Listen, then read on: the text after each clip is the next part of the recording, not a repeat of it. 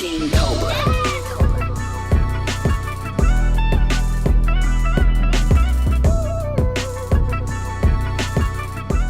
Welcome to another episode of the Urban Retrospect. My name is Scott Jones, coming at you in Hendersonville, Tennessee from Louisville, Kentucky. Before I go any further, I want to introduce you to my co-hosts here. I'm going to start from my left. We have Ken Cloud up in Cleveland, Ohio. We have Big G. Where in Ohio are you? Because I know you out there saving people. Dayton. Oh, nice. Okay. Well, thank you for your service. Hope your loved ones ain't in his hospital because he recording the podcast right now. We have Simply P. Yeah. Down in Panama City. We have Wes, Big Wes in Mount Juliet, Tennessee. And then at the bottom here, we have Ramsey J down in Nolensville, Kentucky.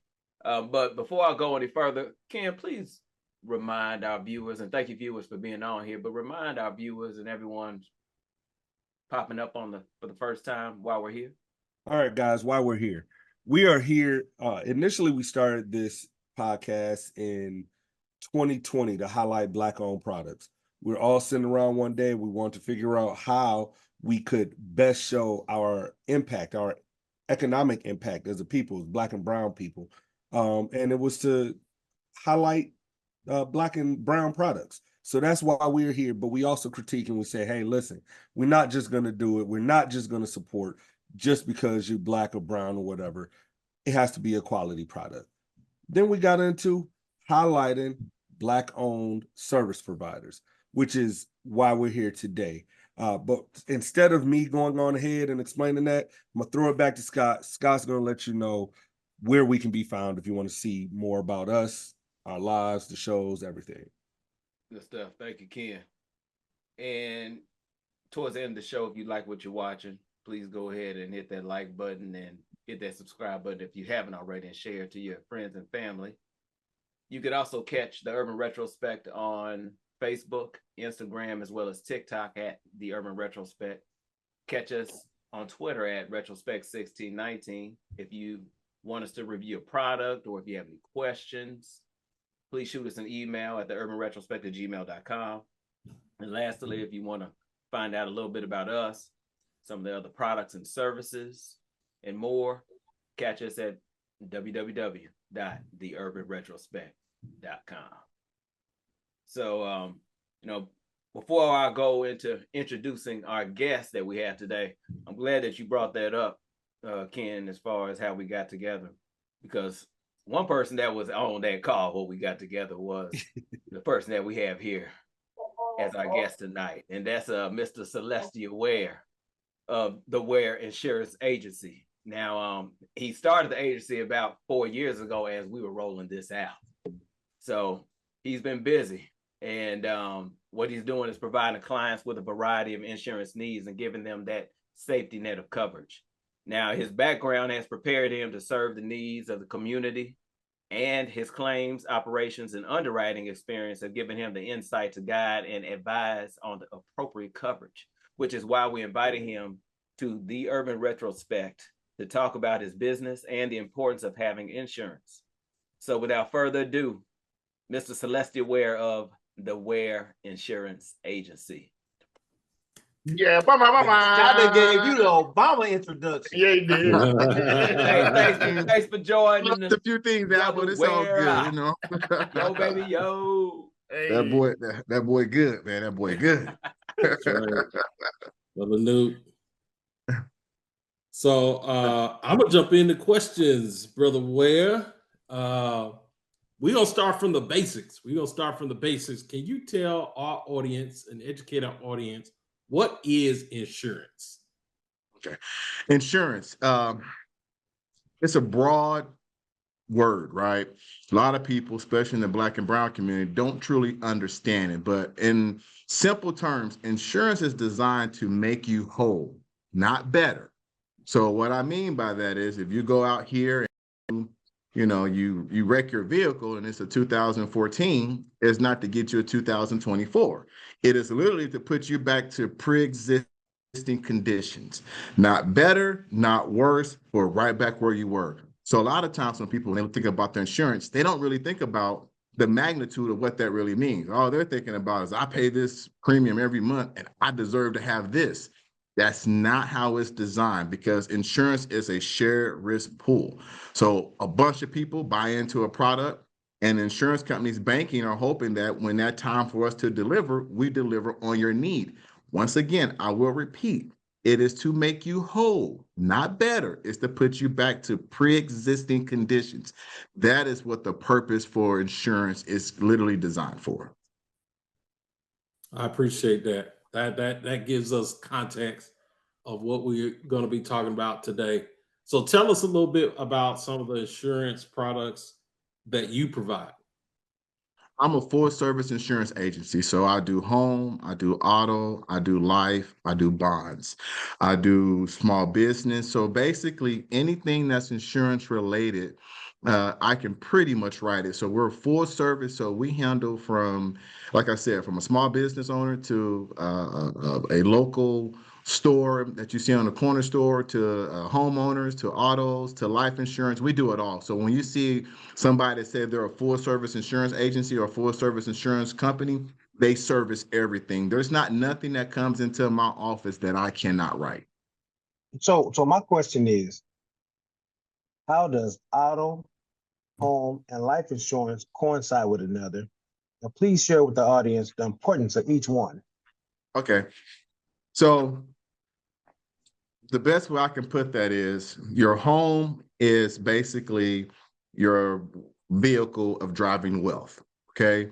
Most of us did not grow up in that 1 percentile. So that 1 percentile of just inheritance of money just being passed down generation. Most Black and brown people, and even some of our Caucasian brothers and sisters, because there's actually more Caucasian people on social service program than there is African American. Your first home and your second home is where you start to attain wealth. So when I'm talking to a family, I say we got to look at the big picture. My goal is to protect your assets, literally, because I don't want you to go out here and do anything crazy that's going to cause you to lose everything you work for. So most of the time, and I don't want to make this too dry, guys, because insurance is not sexy, but I'm going to make it sexy tonight for everybody can connect the dots. It's literally when you think about your auto insurance, and typically I tell all of my clients, your auto limit should be at $250,000 per person, not to exceed $500,000 from a bodily injury standpoint. Let's say if you go out here and you kill somebody, or you permanently injure them where they're no longer to have the quality of life that they once had based on your negligence. They'll go out and get let's say a Bart Durham or one of these ambulance chasers, Ponce law firm. You get sued. That attorney's going to go after your limits. He's going to go after that 500,000 limits. Now, here's why I tell that person how the umbrella come into play. Because now if you kill that person, they're going to get that 500,000. Now you got another $1 million on top of that. So in the grand scheme of things, you got $1.5 million in coverage. So that attorney's going to get that initial 500,000 from your policy because the family's going to be awarded that. They're going to get another 800,000 out of that umbrella. Mr. Bart Durham's going to get his 200,000, and guess what? You get to keep. You get to keep your home. You get to keep your 401k. You get to keep your stocks, bonds, whatever you got invested. Now, if you don't have that, then you've got exposure on the table. Now, Mr. Bart Durham can come in. They can file a lien, put a judgment. People say, well, you can't get blood from a turnip, but you can squeeze it enough to get juice out of it. So it's one of those situations where people got the importance of making sure they got the proper coverage, because in the grand scheme of things, that auto you get in can literally cost you your home. And the beauty of having an umbrella to the home perspective, let's say you have somebody to come over, they get injured, they slip and fall, they get hurt, they can go out and sue you. That umbrella is going to give you an extra coverage or that extra liability protection to protect you so you don't lose everything you work for. Even down to this, people don't even think about this. When you look at your auto coverage, to me, the big ticket items is the property damage and the bodily injury portion. Let's say if you go out here in the property damage and you hit somebody else's vehicle. I'm gonna use my favorite example. You go out here and you hit a row of G-Wagons, the most expensive SUV that Mercedes makes. Let's say your policy only covers $50,000. Guess what? Now, where's the rest of that money gonna come from? if you're one of my clients or Gloria clients or Dwayne clients, well, we're going to tell you, you need to have at least $100,000 in that property damage coverage. So guess what's going to happen now? Now that umbrella is going to come into play to protect you. So a lot of folks, when I see people, when they're buying a home, they're all excited. Oh, I'm going to get this home. And then I'll see their auto limits and they got state minimum. So you got to understand, and in the Black and brown community, we're just not taught that. We're just taught about we need to have insurance and I need full coverage. And I'm gonna tell you guys this: there's no such thing as full coverage insurance. So when people call me up all the time, they say I got full coverage insurance. I say no, you don't. They don't have such. Insurance is kind of like an a la carte. You can buy what you need. You can buy what you want. You don't have to have uninsured motorist protection depending on what state you live in. The only thing you got to have from an insurance standpoint to be legal on the road is property damage and bodily injury. Everything else you choose, that's an option to have. But a lot of people, they want to go cheap or they want to go economical. And when you go economical, I guarantee you in my business, depending on who you do business with, if you start telling somebody price, I say this all the time in all this different podcasts and speeches and interviews I've done, when you go price, you're going to lose coverage. And you may not feel it on the front end, but I guarantee you, if you have a serious enough loss, you're going to feel on the back end. Yeah, but how much does all that cost, man? You make it sound good, but sometimes this stuff is equivalent to how much your monthly price is on your car. Yeah, I mean, here's the deal. It costs, right? So here's my perception, and here's how I look at it. Because we all been there when I was, Right. young and coming out. Right. You didn't have the best coverages, right? Mhm. And now that I sit back and think about it, knock on wood, by the grace of God, I'm glad I didn't have a serious enough accident, because if not, I probably would have a lien or a judgment against me and I'd really be in hot water, right? So you got to understand, you got to look at it from a budget perspective. Now, to come out there to get the 250,000, 500,000, and the 500 and 500, that's expensive. Right. But what's more important, paying, I don't know, $200 a month, $300 a month versus paying 3,000, 5,000, 10,000, 20,000? Because here's the deal. All of you on this phone, or well, not this phone, but this Zoom or wherever you guys are at, you all have stuff, right? You all have nice stuff. And you never thought about, what if I lost this stuff? Because guess what? You get up every day and you go to work and you have an honest living. But guess what? There's somebody sitting at home during the day watching The Price is Right, Young and the Restless, Ask the World Turn, and they're praying that somebody like you hit them so they can get a good payday. Mm-hmm. And people say, well, right, I will never be sued. It'll never be me. I got one great example. One of my clients let her son borrow her vehicle. He goes down to Atlanta. He causes a 3-car pileup. The young lady inside the other vehicle, she lost her hearing. Guess what? This family has a lot of means. And I kept pushing them to get the upper coverage, to move it up to the 255, and let's get the umbrella. But they said it'll never be me. And now this young lady has an attorney, and we have to send a note out, say, hey, basically, we're getting close to exhaustion of coverage, and you're going to have to seek legal representation. Now, your insurance company job is to try to mitigate that, to keep that from going to a lawsuit. But at some point, you got to take ownership of it. And a lot of Black and brown, and even my Caucasian brothers and sisters, don't have this, because we go into the mindset, I'm not going to pay all this money. This is not worth it. I'll never have a claim. All it takes is one time. Yeah. See, to me, that's the tricky part about it all. Right. Right? Because you're right. All it takes is one time, and you're going to sit back and you're going to say, man, I wish I had done this. That's right? Insurance. That's insurance. But then there are those people who, thankfully, luckily, never have anything happen to them. And then there are those people who have something happen to them. They thought everything was grand, and it's been very difficult to work with their insurance companies. Now, part of it, and even in listening to them, learning from you, is that part of it is they didn't have the coverage that they needed to have. No. The other part is that, I mean, it's a nasty game. Yeah. So let me step in. Hold on, Celeste. Let me step in, though. One thing, Celeste, because I am a client of Celeste, is having a relationship with your agent. And that's the thing I think a lot of people don't get. I can tell you for a time, me working with Celeste has been a ease because guess what? I can call him and he'll tell me what to do instead of me calling farmers and figuring it out. Even though I paid my insurance agent, that's his job to help me walk me through the process.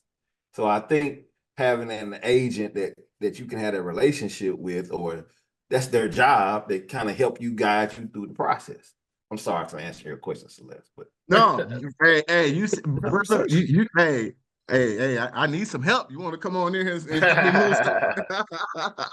It's a testimonial right there. I'm gonna steal that and put that on my website. But no, all jokes aside, it's one of those situations, real talk. It depends when you buy your insurance. If you go to a 1-800 number and buy your insurance, you deserve what you get. Back in the day, you guys, we all was wearing Giorgio Bertini. Now you established black men will now wear $300 tennis shoes, and you guys are wearing $800 cowboy boots. Brother James, you guys are wearing Jordans. You wouldn't dare go to K&G and go in that back corner and get those Giorgio Bertinis. That's going to hurt your feet at the end of the night. So you pay for what you get at the end of the day. And it's one of those situations, if you're doing business with somebody and they're getting premium from you every 6 months or every year, and they're not sitting down and having these conversations with you about, hey, what's going on with your family? Has your family expanded?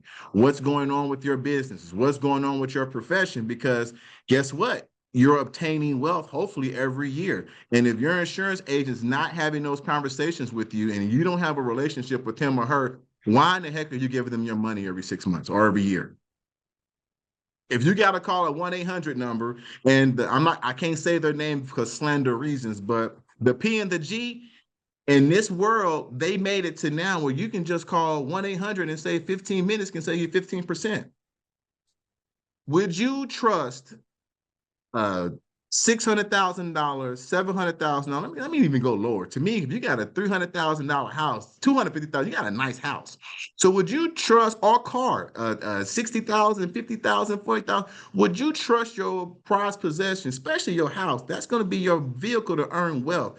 Would you really trust some kid or some person sitting in a service center working 3 to 11, 7 to 3, or a midnight shift to protect your interests? And every time you got to call them, you get a different person. Y'all about promoting local businesses. That should be a number one thing. If you ain't got nobody local representing you, what are you doing? See this, I guess. Man, that was a mic drops. Yeah, he ain't lying. But I need a discount. This helps me go into mine. And I like my Black history moments. But in the past, Black people were often courted by white insurance agents selling very expensive policies with little return. I've heard my dad talk about how they had a black ledger going from door to door. My grandparents or great-grandparents run to the door trying to give them 25 to 50 cents a week, maybe $5 a month for $5,000 when they die. You know what I'm saying? Now, my question is, what do you think has changed since then as relates to insurance?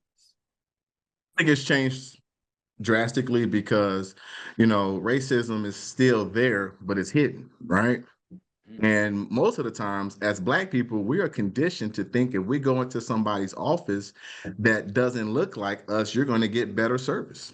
And so it's one of those situations where even us, it's a fear of us being able to share our information with somebody that looks like them, because you feel that you're going to be taken advantage of. You feel that this person is not going to give you that same level of service. So yeah, there's been times, and I got some Caucasian brothers and sisters, man. They some bad boys and bad sisters. They killing it. Now some of them I talk to and steal their ideas. But yes, at one point we was preyed upon. I mean, insurance goes back, and I sent you guys that article I did last year with the Williamson Herald. Insurance goes back to slavery. I mean, think about it.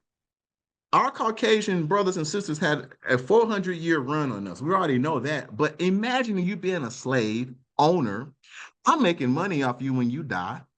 I make money off you when I sell you. Oh, I'm gonna put insurance on the boat that's gonna bring you across the ocean. Every which way you go, I'm winning. And so we are not taught. Everybody on this call is probably the first generation that's probably going to see substantial amount of wealth. So everybody's not taught that insurance and how that is designed to put you on that next tier, because it's a forbidden taboo because we've been burnt. I've had people come into my office at 71 years old and they had a 20-year term policy and the policy expired. And the agent that sold them that life policy never called them back up and said, hey, why don't we consider converting this term policy over into a whole life product?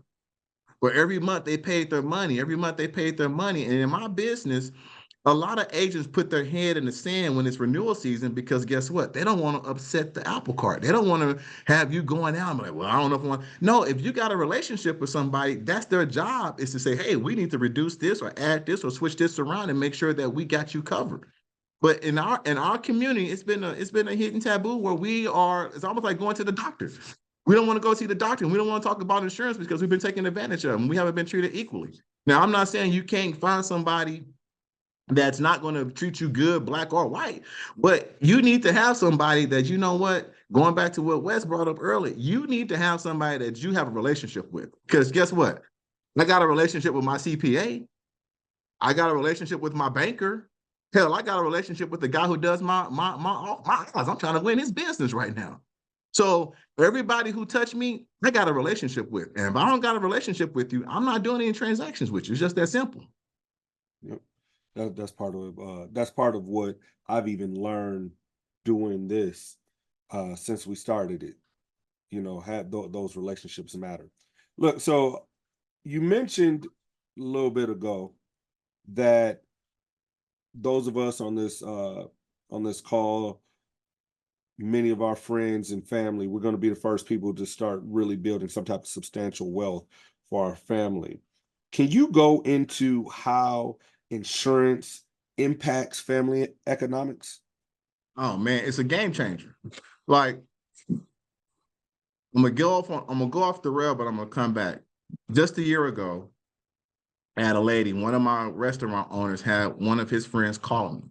She literally wanted to get life insurance for her daughter. This lady has the money to pay for it. She just didn't like the numbers. Fast forward to 2024, she calls me up and say, hey, I would like to revisit that policy. I said, cool, we can start working on it.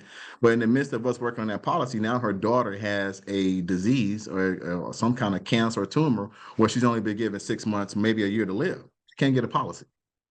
There's no way she's insurable.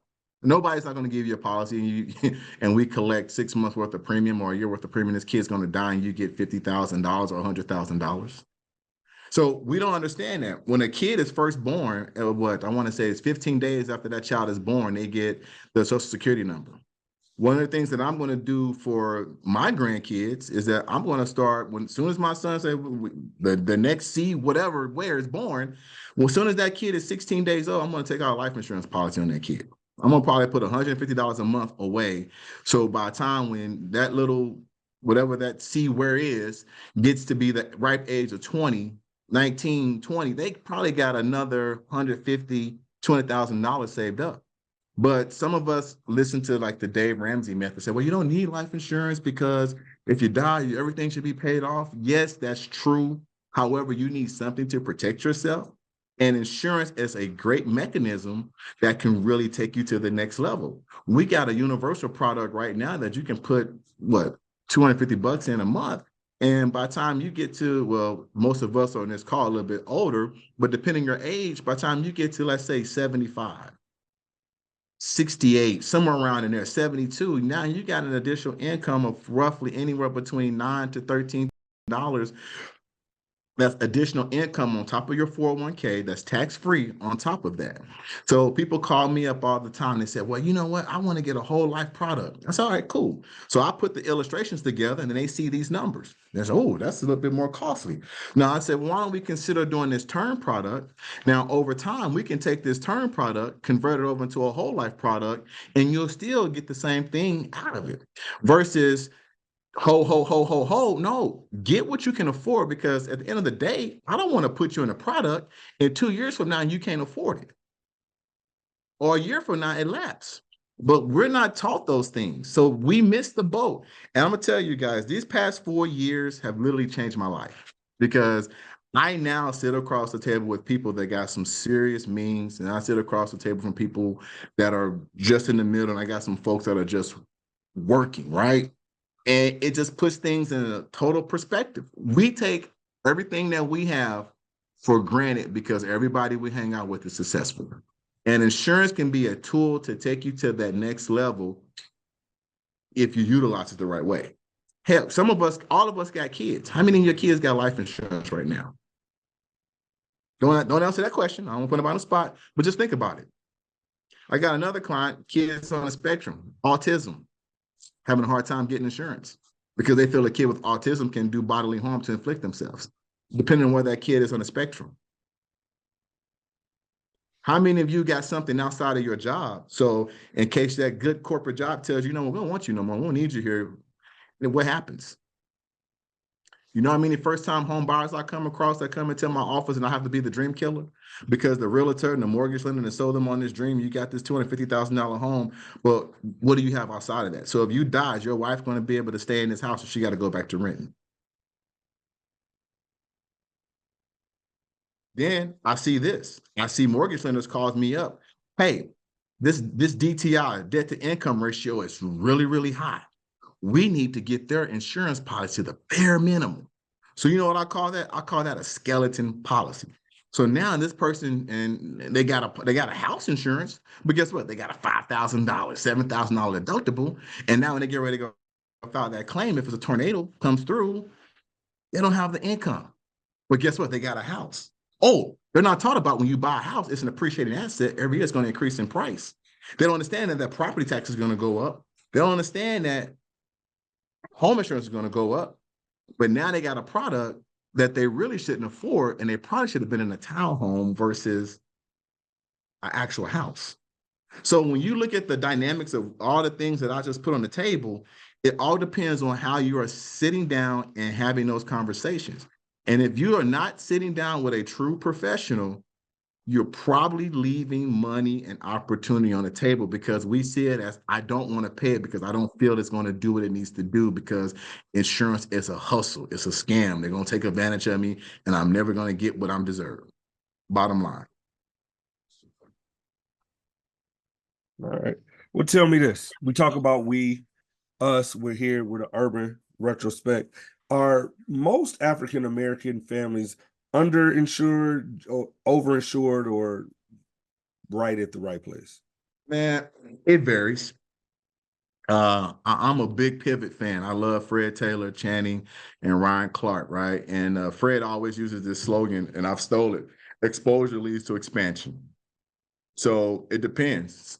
If your family's been exposed to it and you grew up around it, more than likely you'll probably be okay.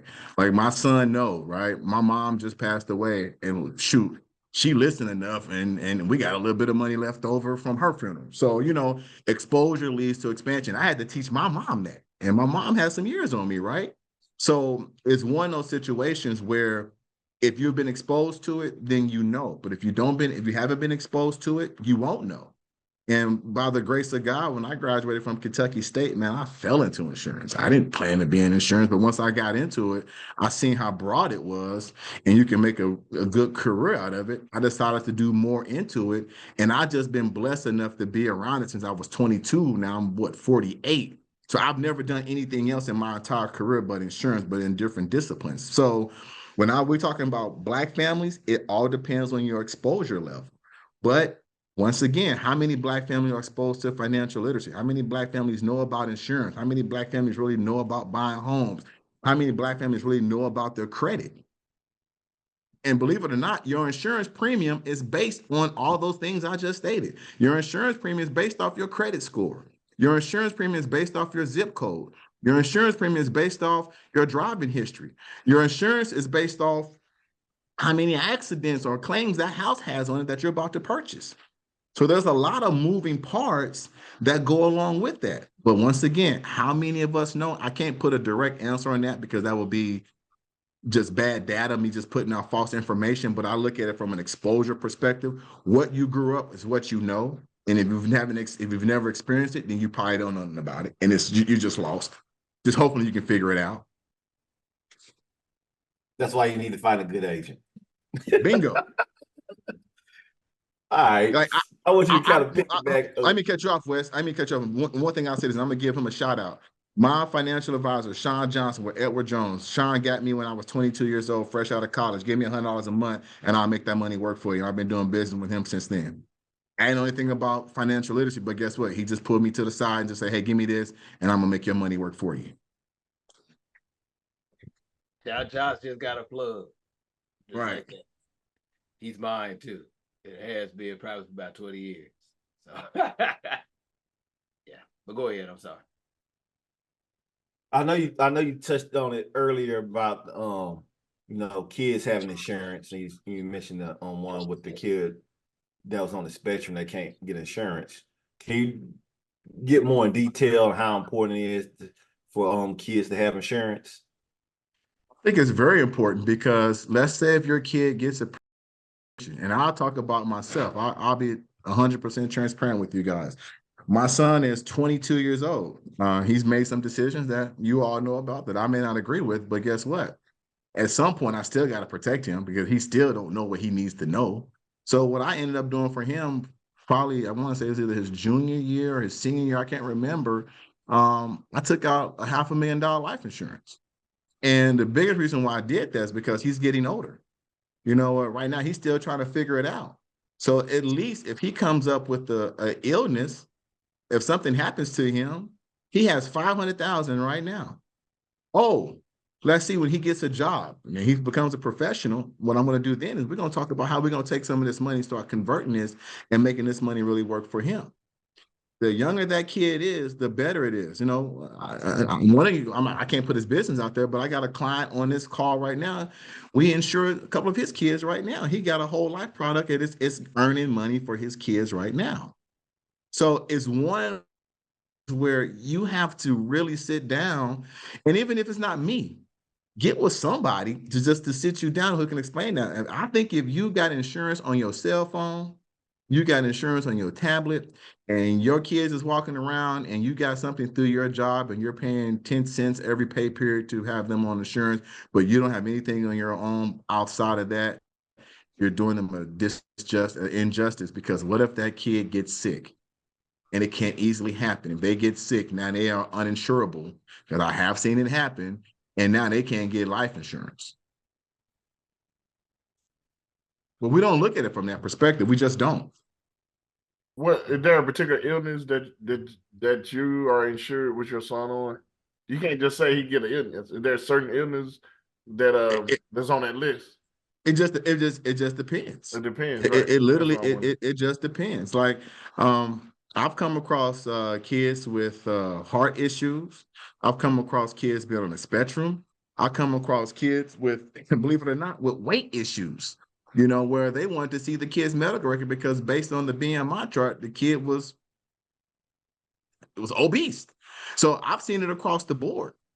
So if you got a healthy child right now and they don't have any kind of insurance to protect them, what are you doing?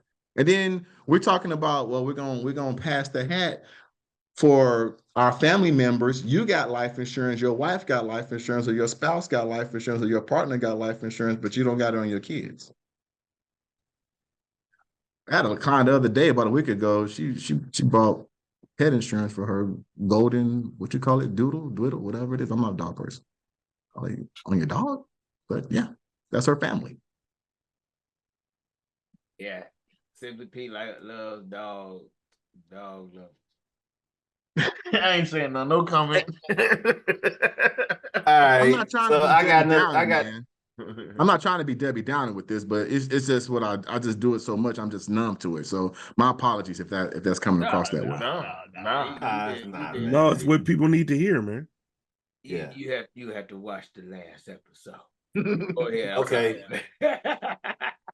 I'm gonna give you a scenario, Celeste.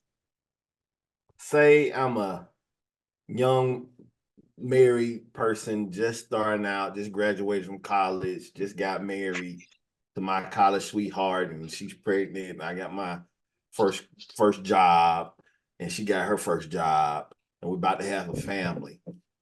How would you approach that insurance, the important insurance to me, and how would you tell me how should I get prepared for that? So if they're first starting out, we're gonna grow together. So they're not ready to make that jump. So it's one of those situations where I say at a minimum, now we'll talk about the auto. My college kids, my renters, yeah, you can have a state minimal. You can drive maybe with 5,100 because guess what? Yeah, you're okay. But at least starting out, Mary, I'm gonna say, hey, let's put our auto limits at 100, 300, okay? Let's then look at the home. Depending on how the home is set up, there's multiple ways you can insure your home, okay?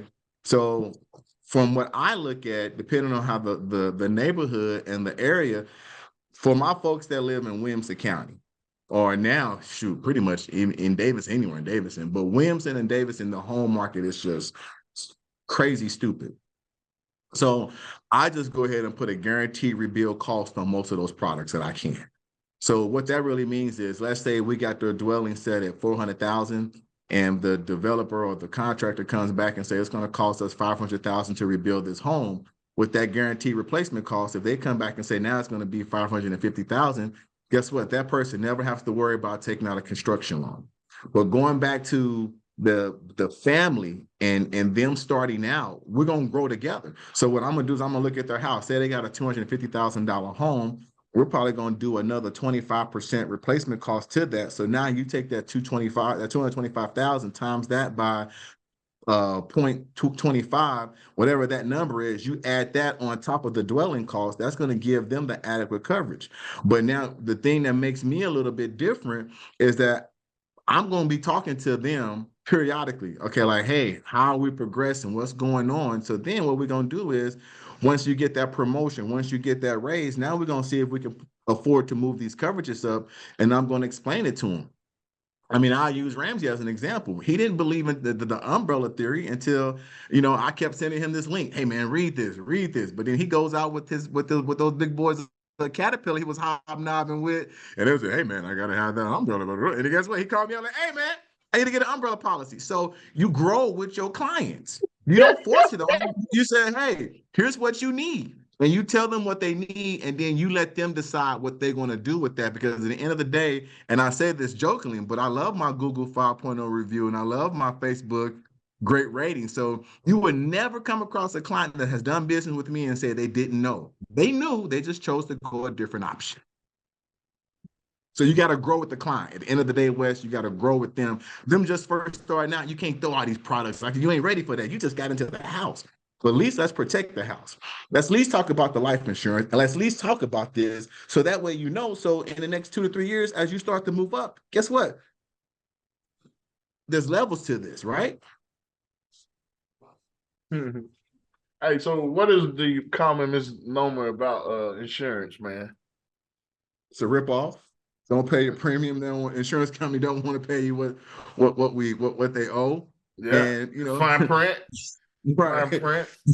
I got Let me. And I'm glad P asked this question, because I think there's some bad agents out there. Maybe insurance is not a ripoff, but there's some bad agents out there that rip people off. Yes, sir. Yeah, I would agree. You gotta understand. Here's what I tell people. To become an insurance agent, you don't gotta have a college degree now. Okay. All you gotta do is just go down, do the requirement for the state requirement educational classes, and then I think it's 20 hours, 25 hours, whatever that number is. You take the license, voila, you are an insurance agent, just like that. And you got a lot of agents that, to me, they're salespeople. And the thing that I've seen, to me, this is just Celeste's opinion, the good ones come from the claims and underwriting background. They've been in this forever. I don't care if an agent's been open for 40 years and he's never worked in that. He's never did what I call the grunt work. He's just vicariously living through his client's claims history versus as me being a claims adjuster for Nationwide for 10 years, a fraud investigator, a training manager, an underwriting manager, a bodily injury adjuster, an operational manager. When I touch this product, I know what I'm talking about. I'm not selling you. I'm saying, hey, this is what you need. Now, if you don't do this, that's on you. Versus you got some people that will sell you. Going back to what we talked about again. People buy from who they feel comfortable from. And sometimes in the Black community, we believe that if sometimes we go to a different agent of a different perspective or a different persuasion, we're going to get a better product, which may not be the case. He or she may just be selling you something to check a box.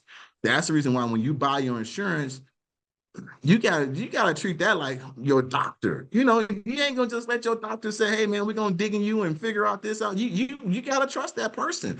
But we treat it it's so lax the way we treat it because it's not important because everything in our community now has been go to the internet, boom, boom, boom, boom, put it in, I got a price, boom, and move on. I got one example that I'm gonna shut up. Young man here in Nashville, contractor, the brother's booming. Y'all been to some of the spots that he developed here.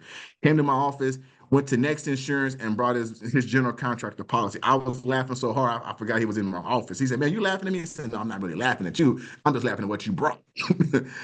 But I was laughing at him. But I set him down, we got him right, and he's now, this dude he's killing. He's getting jobs in Brentwood, jobs in Hendersonville, jobs in Gallatin. But we grew together. When he came in here, he was just coming up and he was just trying to figure it out. Now this brother is like literally dynamic. He's killing the game right now. Well, my next question, also, I don't know if this is a misnomer as well, but let me ask you this. Based on a tornado in Nashville, a hurricane in Florida, a tornado in Kansas, does my insurance increases as those events happen? I mean, after those events happen. Well, see, once again, insurance is driven by a lot of different things, okay? So I'm going to use Florida as a great example because Yep, you killed it. farmers, my contract with farmers, they pulled out of the state of Florida because of hurricanes. Hurricanes in Florida is just rough. I mean, when you live in places like Florida, like New Orleans, I don't understand to this day why somebody want to live 9,000 feet below sea level. You live in a toilet bowl. Okay, one powerful flush is you're gone. In Texas, you got the fires. State Farm has pulled out of Texas. I mean, not Texas, excuse me, California. So insurance is a business at the end of the day. Now we got shareholders that we got to report to, just like you got at Caterpillar, you got at the hospital, whatever we got shareholders. So it is economical, but one loss to not drive what you pay for your premium. Now in Tennessee, one of the things that you're going to start to see, because I do business in Tennessee, Alabama, Georgia, Kentucky, Illinois, Indiana. I'm basically all over now. But it's one of those situations in Tennessee, you're about to see mandatory wind and hail deductible on homes because we have now become Tornado Alley. And so most people don't understand that one claim shouldn't drive your premium.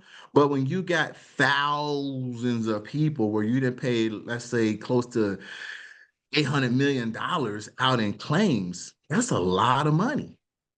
And so guess what? It's a shared risk pool. So once again, you're sharing that risk amongst everybody in that pool with you. Yeah, you say it's a lot of claims, but also I'm paying $3,000 a premium every year or whatever a month. So it shouldn't be an issue. I'm as a customer. That's how I'm looking at it. This is what I tell people now when we talk price. Year one, yeah, I would try to negotiate. Now I don't do that anymore because I said, here's the deal.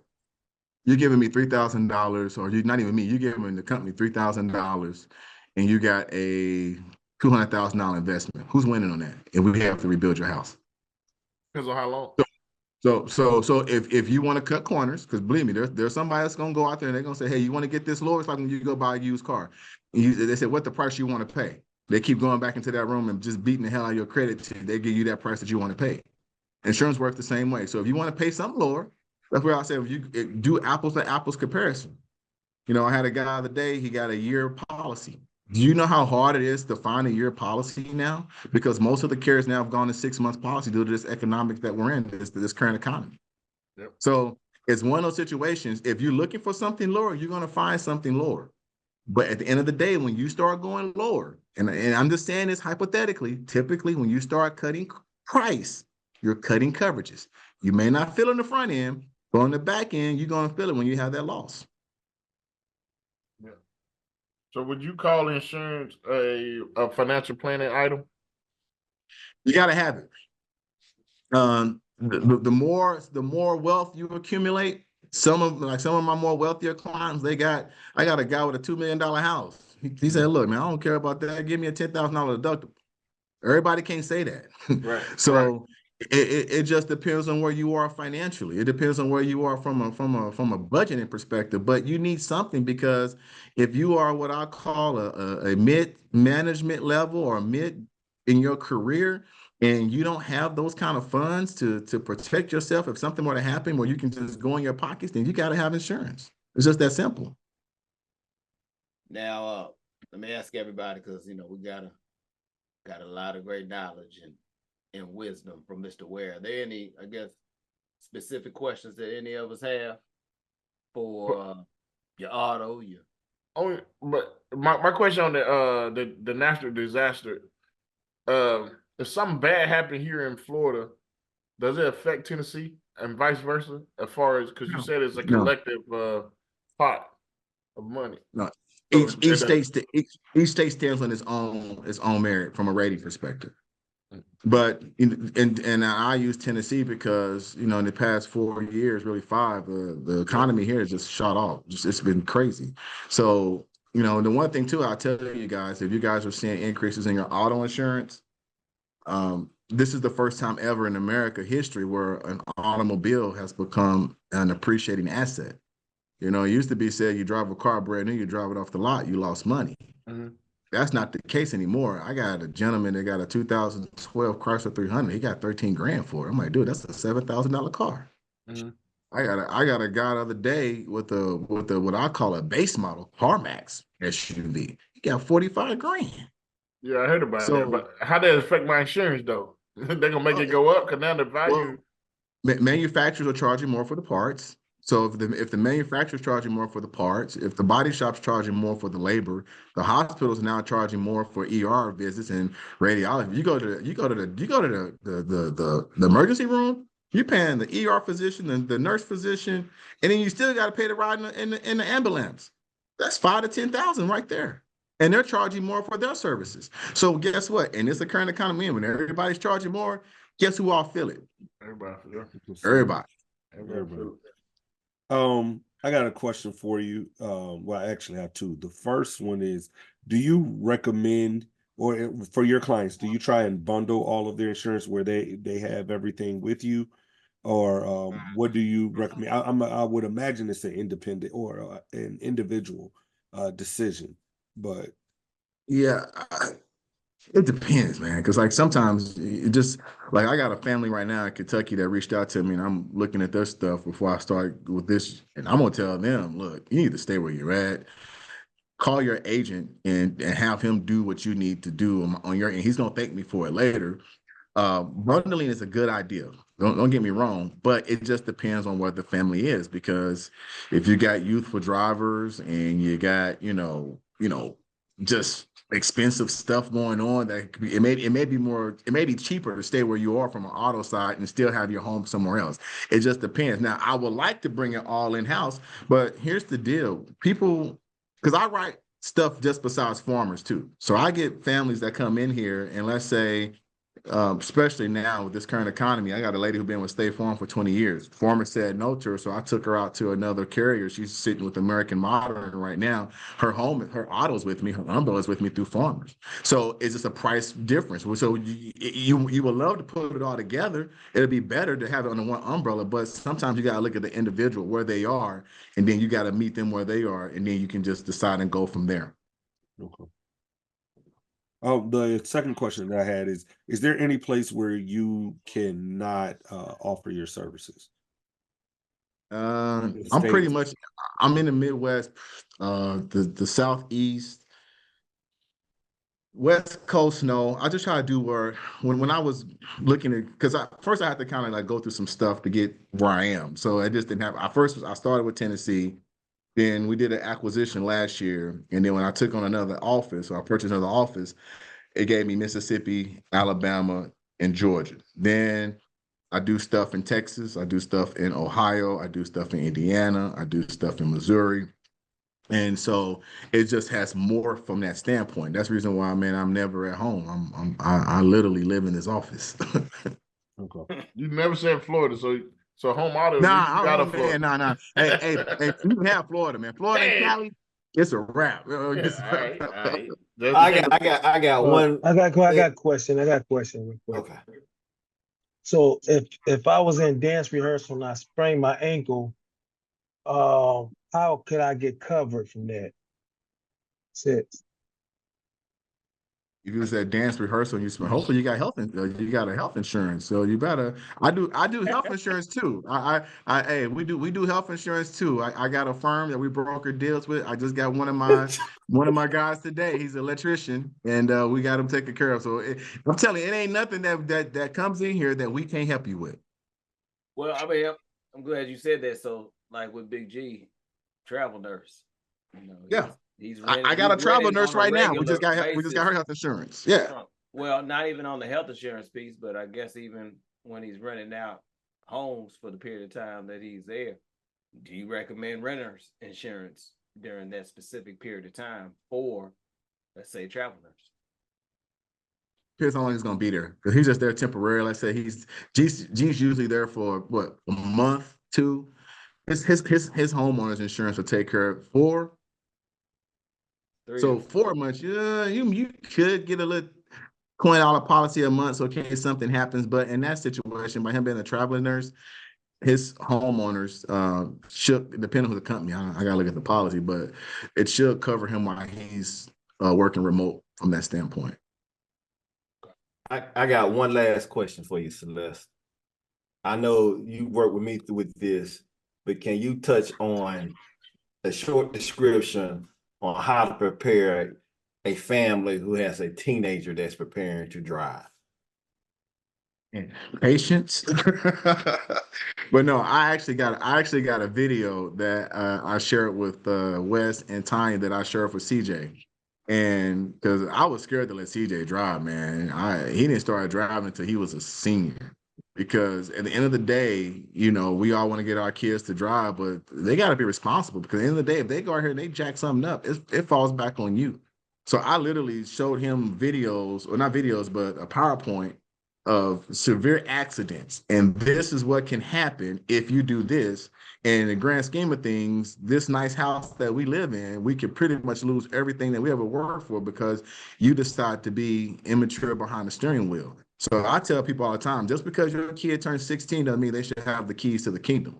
You should make sure on a comfort level that you feel good, because if they go out behind that steering wheel and they hit somebody, they kill somebody, they destroy somebody's property, that accident follows you. Now you're paying for their mistakes.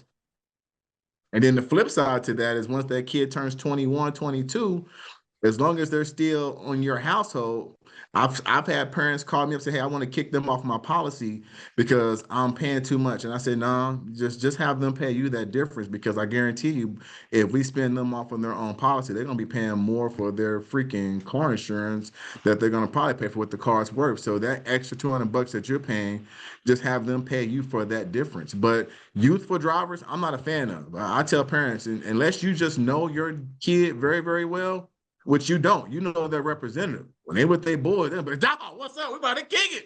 And while they about to kick it in your car and have an accident on your dime, and your deductible that you got to pay for it. Now you got a loss on your record for the next 3 to 5 years.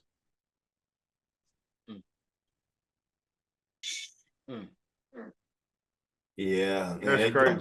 And you got to think about it, man. Like our insurance doubled once we added Xavier. It doubled. And he had been in no accident, no tickets, but it doubled. Yeah, because kids are stupid. Just in case. All righty. Any other questions, fellas? Now we're over here to the portion called This and That. That's when we're going to ask you certain questions about us kicking it or, entertainment, food, whatever.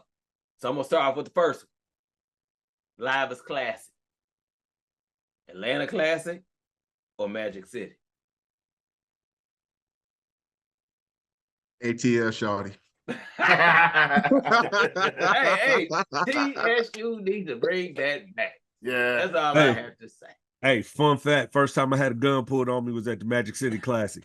Shout out to Alabama.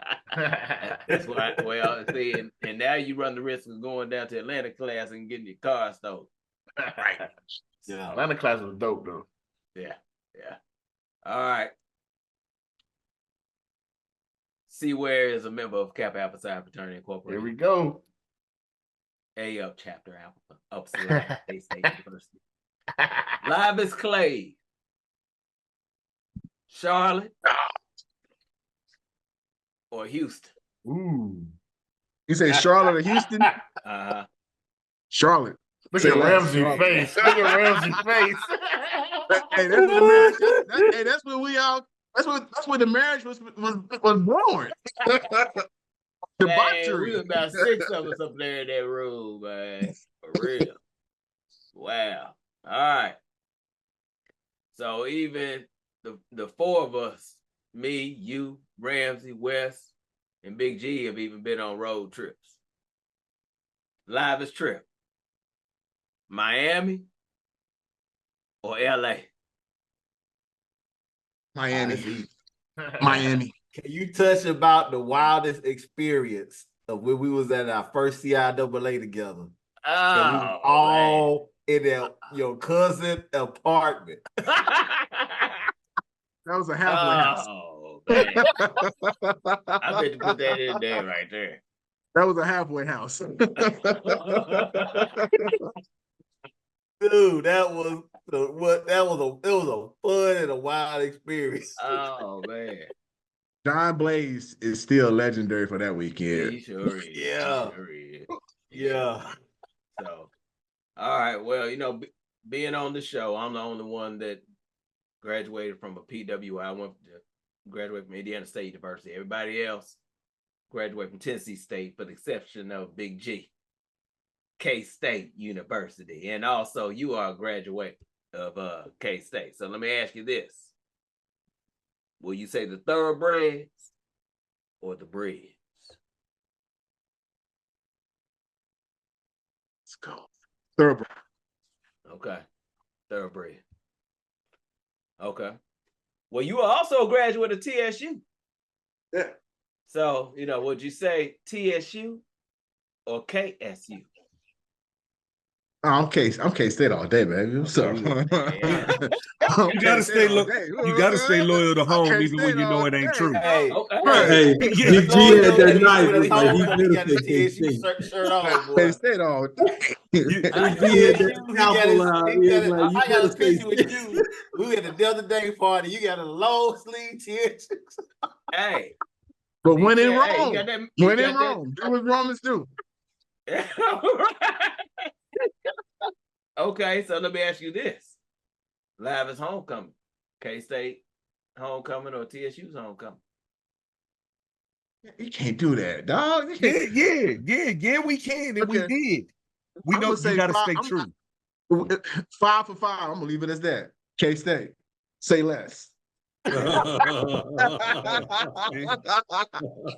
for 5. Say less. I have another question regarding that. Yeah. Next question. Yeah. Anyway. All right. So Next question, Scott. We're gonna go to sports now. Let me ask you this: Kobe Bryant, rest in peace, or LeBron James? Mamba. Right there on the wall, right there, baby. Mamba. All day. Okay. Or Michael Jordan?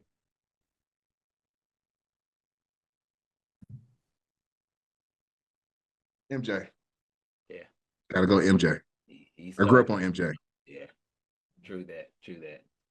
All right. Well, this is a funny one right here. Okay. When it comes to fresh breath,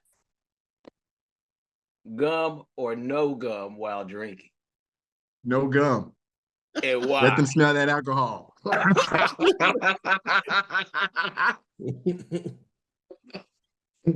And Greg, you know who I got that from? I got that from Tyree brother Marcel. That's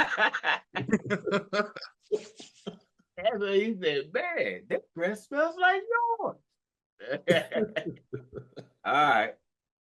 I know you a walker. You probably you still walking in the morning every morning? And you see those pictures how those suits look on me, dog? Come on now, say less. Oh my God. Okay. I love me some me. So when it comes to walking, Hokas or Nike? Hoka all day. Hoka. Okay. Nike's just a good advertising, good marketing, but Hoka, man, that's like walking on air, literally. What about Hokas or On Class? OC, you only Hoka. I don't like. I'm a now sneakerhead, but when it comes to working out, all I wear is Hoka. I'm on my 7th pair right now.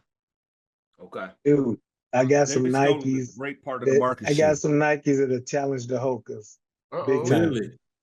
Yes. Right. Yes. Yeah. And I've had the Hokas too. I got some Nikes that have challenged them. Okay. Share. Right. I will. All right.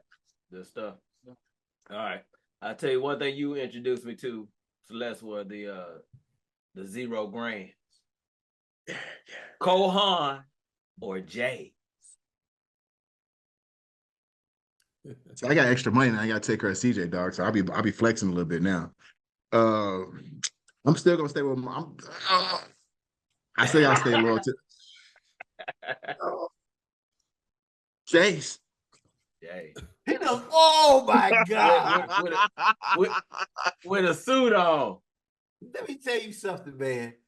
When we was in LA, he was sitting there talking. He had all these cold hard lined up. Talking about these are the new George right here, man. And now he done switch back. Yeah, I'm. Hey, I don't even Oh wear my man. Kohans no more, dog. Remember he had all those cold hard. He's like, yeah, man, that's new James. All right. Next question. Bow tie or necktie? It's easy for me to do a necktie, so I'm saying necktie. I know, honestly, if you start doing the bow ties more frequently than you're doing the neckties, I find myself the bow tie is easier. I will have to retie a necktie faster than I have to retie a bow tie. Hell no. Keep it real. I don't know. I don't even wear ties no more, to be honest with you. Well, yeah. I'm not even wearing them as often as I used to, but Yeah. I wore a tie in the office for the first time in months today. Yep. All right. Let's go to the shows. Ghost or Tommy? It's crazy. Nobody knows the name of Tommy. We just call it Tommy. But go ahead. I gotta go Ghost. Yeah. Yeah, he's killing. I don't even know when the next one comes out. But he's a ghost right now. Yeah, Tom's he still bad. going. Hey, but he set the tone. Yeah, he did. Well, no, but are we talking about Ghost the name or Ghost the show? The Ghost the show is Ghost the dead. name is Ghost. Yeah, Ghost it is. The show is his son. Yeah, I understand, but I'm just saying that the show gone. This is the last season. Yeah. Yeah, I heard about that. Yep. They're doing 2 parts though, but yeah. All right, next one. What about BMF or Power? What up, though?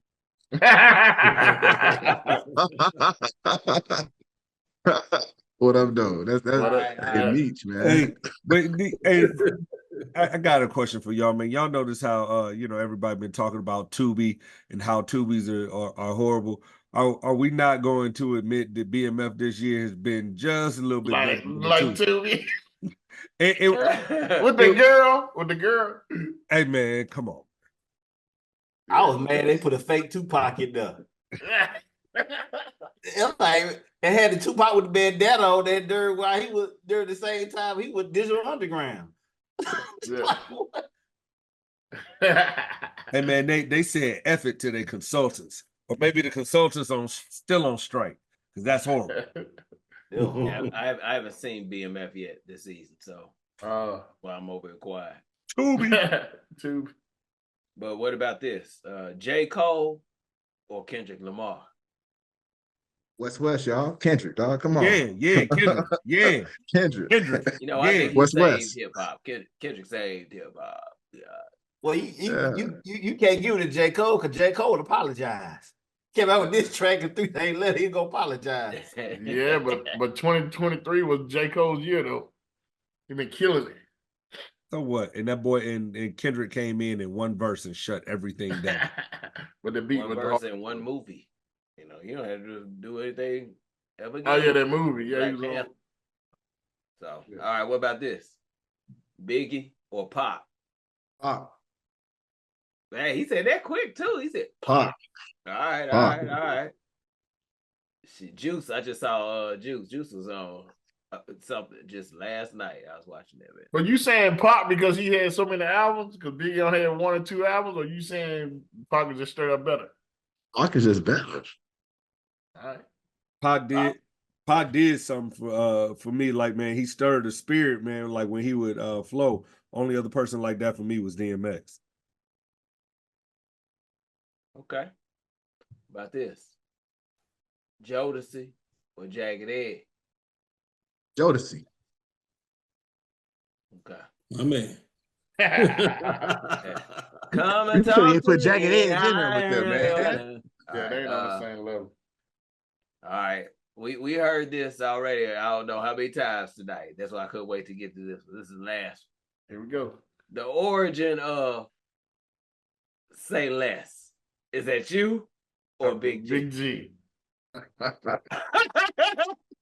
I give it to Big G. Oh my God. Hey, you say something, Big G. Say less. Say less. This. But you gotta say it again though. Say less. See, you didn't hear the say more. The time where we call it words of wisdom, where you share with our audience, you know, maybe a philosophy that you go by or something that you just want to share for us to take with us. It could be about what you're doing, it could be about what you're thinking about now, whatever. So I'm just gonna ask words of wisdom, see where. Word of wisdom. These past 4 years, I've learned a lot because I work for myself, literally. And so I tell people, if you want to be an entrepreneur, what is your level of commitment? And I operate in faith. Every day I wake up, I have no idea where leads are coming from, where people are coming from, but the dear Lord just provides. And so one of the things that I always tell people, what are you willing to commit to? And one of the things that I've done since I started this agency is I do a fast every quarter. And every quarter I do a 21-day fast. And I always ask the dear Lord to give me strength and give me wisdom, because one of the things I have to do when I open up this agency, I have to take my ego, my attitude out of it and let him use me. And since that's been the case, man, it's been nothing but blessings. And this past fast that I'm on right now, this is 21 days. And me and G talked about it. We was together a few weeks ago in Alabama. I did 4 days with no food. And I had nothing in my body except Gatorade and water. And it gave me so much clarity, so much vision, so much things. So it was extra sensitive. And so now it moved me to another tier. So I always tell people, what are you willing to sacrifice? And it's not relevant to is your reality. But the biggest thing and the biggest success that I've had has been that I had to remove myself from me hurting myself. And what I mean by that is I have to remove my ego. I have to remove my pride out the way.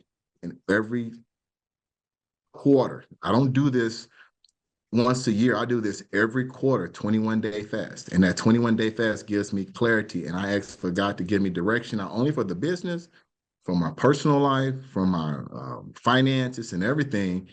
And it's just changed me. And so because I deal with so many different people that, you know, I no longer can let my ego and my attitude get in the way. I have to be self-serving and just let the dear Lord use me from that perspective. So I always tell people, whatever you really want to do, you can do it. Because when I was talking to G, I said, man, that sounds like it's really, really hard. But when you go 4 days with no food and all you got is just water and Gatorade and vitamin water, you tend to look at things completely different. And now I know that I could take it to that next tier. And it's changed my calendar, my schedule. I just don't do random meetings. People call me now. Everything's planned out a week in advance. I don't do last minute stuff no more because my schedule just doesn't allow it. So it just depends on what are you willing to sacrifice? What are you willing to give up? And my word of wisdom is if anything that you want to do, it all starts in the mind. But every quarter, my personal, what I attribute the success of this agency is not what I've done, it's what the dear Lord has done. But me doing the fast every 21 days, because I work in a faith-based industry where literally when I wake up, 80% of my business comes from word of mouth, the other 20% comes from social media. And it's all because of how you treat people. That boy done changed. That boy done changed. That boy done changed. I'm proud of you, Celeste. Yeah, man. Well, Yeah, amen. We appreciate you coming on here, you know, and thank you for putting us on your schedule. I'm glad we got to you within Right. 1 For week. sure. Yeah, it's supposed to be last week, but I ain't say nothing. No, I wasn't tripping because you told me the 10th, but then I got the text for the 17th. No, I'm messing with you. I'm teasing. I put that bug. I uploaded No, Google I'm teasing. I'm Calendar just and messing with everything to make sure you got that shit. you. You know what I'm saying? But no, we appreciate you coming on here, sharing with the audience a wealth of information. Now I know we can find you on Ware Wednesdays, you know, on your TikToks, but please share with our audience how our audience can find you. You can just go to Google and just type in Celestia Ware III, or just type in CELESTIA Ware WARE. You can find me on Twitter. You can find me on IG. You can find me on Facebook. You can find my business page. You know, I'm even so to the point I even give up my mobile number. If you got a question and you just want to call me, you can reach me at 615-852-0986. In the famous words of Tupac Shakur and Deion Sanders, I ain't hard to find. Okay. All right. Well, before I close out, I gotta give a shout out for this shirt that I have on. This is Black History Month. This all year. Celebrate Black History all 365 days. If you like what you were watching, you know, hit that like, subscribe if you haven't done so already, but also catch us on Facebook, Instagram, as well as TikTok at the Urban Retrospect. If you want to review your product, if you want us or have any questions, shoot us an email at theurbanretrospect@gmail.com. Again, thank you for joining us. And as we always end up, we like to say peace, love, and retrospect. Play the music.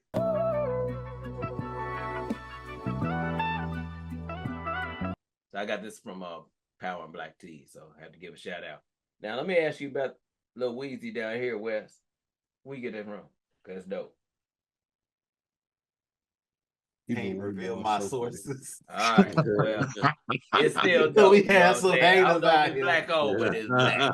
Yeah, I don't know if it's black owned, but hey, he got somebody black I don't owned. know if it's black I owned, but already got the shirt, Wes. I already got it.